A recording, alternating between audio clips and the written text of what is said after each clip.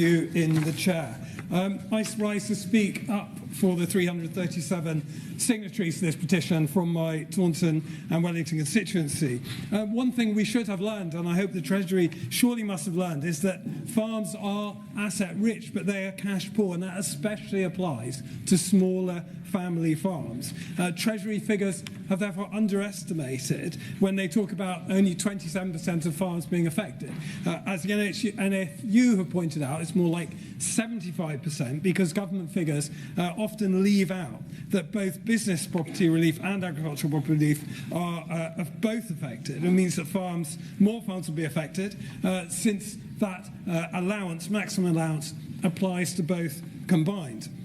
But more importantly, Dr. Merson, this measure fundamentally misunderstands that the value of a farm is wrapped up in the land and is not just about pounds and pence. It's about the integrity of that farm. And if you start selling off chunks of that farm piecemeal, time after time, you eliminate the value of that farm in many ways as a whole. And the government really needs to accept the damage that this family farm tax could do. The minister might say, well, this can be borrowed.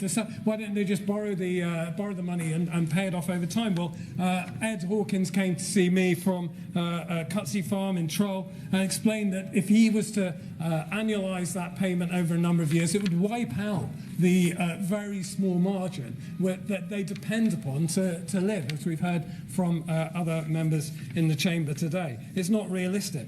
Robbie Vile came to see me with his son Charlie from Higher Lilston Farm in North Curry. Charlie's hoping to go into farming, but then looking at how farming has been treated recently, the delays in the SFI payments, the underspend of a full 358 million over the last 3 years of the agricultural budget, massive advantage given to Australia and New Zealand cheap imports after Brexit, and now inheritance tax. Why would any young person be encouraged to go into farming in those circumstances, they ask?